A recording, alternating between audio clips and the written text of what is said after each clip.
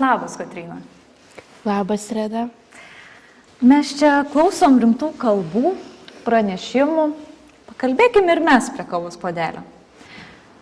Žinai, šiandien aš truputį pasipuošiau ir eidama gatvę sulaukiau vyrų komplimentų ir malonių žvilgsnių.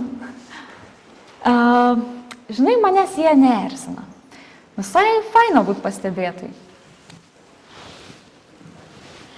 Aš taip pat mielai sulaukčiau gražių komplimentų. Tačiau sulaukiu tik užuojautos palaikymo. Nes suprantu, kodėl mane žmonės kreipiasi su užuojauta, o vaikinams esu tarsi nematoma. Gal todėl, kad esu ne jų akių lygyje? Jie nežino, ką praranda. Žinai, aš vis dažniau pasvajoju apie vaikelį. Kaip jų čičiuočiau, myluočiau. Ir šią svajonę džiaugiasi mano artimieji ir draugai. Bet žinai, aš bijau. Bijau, kad vaikelį reikėtų auginti vienai. Žinai posakį, vaikai bobų reikalai. O aš net nedrįstu svajoti apie vaikelį. Kartą apie galimybę turėti vaikelį pakalbėjau garsiai. Patikėk, sulaukiau tiek daug neigiamų komentarų, kad net nedrįstu įsižioti. Žmonės sako, kaip tu auginsi tą vaikelį, kaip, jeigu tau pačiai reikalinga pagalba, kaip tu jį išmokysi vaikščioti ir bla bla bla. Skauda girdėti. Ar tu turi pomėgių? Žinai, man labai patinka automobiliai. Aš jais domiuosi, visas žinau techninės smulkmenas.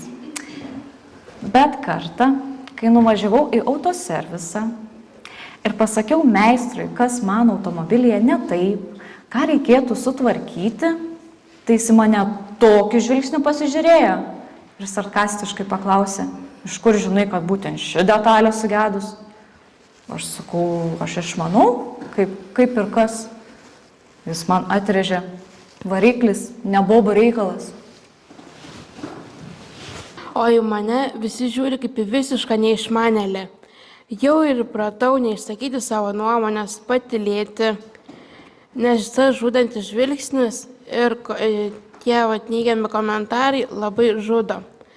Ir patikėk, jeigu tau sako, kad variklį išmanyti nebobų reikalas, tai man dar priduria. Ką gali boba ant ratų išmanyti apie techniką? Ir ką čia bekalbėti, žinai? Išankstinės nuostatos, skaudžios replikos žeidžia ir mane, ir tave. Bet aš girdžiu, Kotryna, kad tu sulauki kur kas daugiau neigiamų požiūrių iš aplinkinių, skaudžių replikų. Na, žinai. Taip tikriausiai. Ir patikėk, tai labai labai skaudina.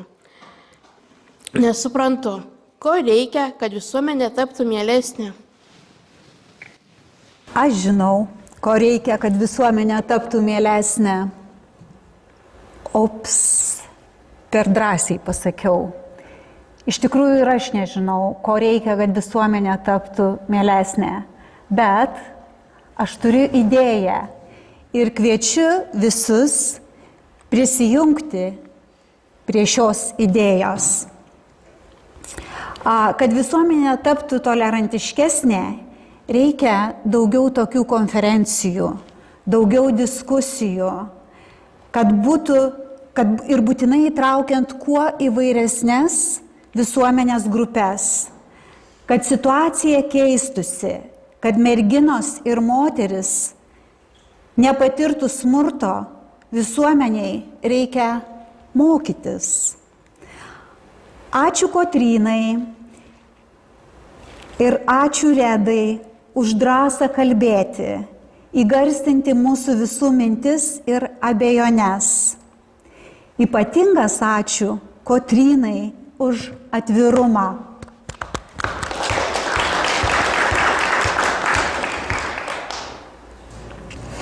Klausantis jūsų pašnekesio, akivaizdu, kad visuomenė dar turi kur tobulėti, keistis ir mokytis. Jaunuolių dienos centras siūlo unikalią galimybę mokytis. Kartu su partneriais iš Belgijos, Prancūzijos, Portugalijos, Ispanijos ir Vengrijos Jaunuolių dienos centras kūrė unikalią mokymosi metodiką ir jau greit organizuos pilotinius mokymus pagal šią sukurtą metodiką. Mokymų tikslas – suteikti daugiau informacijos apie diskriminaciją ir smurtą lyties pagrindų, žinių skirtingoms tikslinėms grupėms apie prevencijos priemonės ir gebėjimų keisti situaciją. Bus sudarytos 3 skirtingos tikslinės besimokančiųjų grupės. Paslaugų teikėjai, kurie dirba su merginomis ir moterimis patiriančiomis smurtą ir turinčiomis negalią, visuomenės veikėjai ir viešojo sektoriaus darbuotojai, tokie kaip gydytojai, mokytojai, dvasininkai, pareigūnai, politikai, sprendimų priėmėjai ir visi kiti, kam ši tema aktuali. Ir 3 grupė – merginos ir moteris turinčios negalę. Planuojamos 5 mokymosi sesijos. Birželio mėnesį 1 sesijoje susitiks visos 3 tikslinės grupės ir mokysis kartu. Liepos mėnesį į 2 sesiją bus kviečiami tik paslaugų teikėjai, dirbantis su merginomis ir moterimis turinčiomis negalę. Rugsėjo mėnesį 3 sesija bus skirta viešojo sektoriaus atstovams ir visuomeniai. Lapkričio mėnesį 4 sesijoje mokysis merginos ir moteris turinčios negalę ir gruodžio mėnesį vėl visos tikslinės grupės susitiks kartu.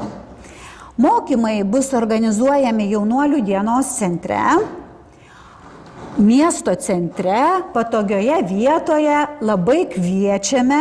Vienos sesijos trukmė bus tik 4 valandos ir pažadame, kad bus įdomu ir naudinga.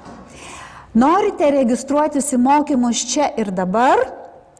Savo mobiliuoju galite nuskenuoti šį kodą ir iš karto pateksite į registraciją, arba po konferencijos prieikite prie pranešėjos Kotrynos ir jinai mielai pasidalins skrajutėmis, kur bus nuoroda į mokymus.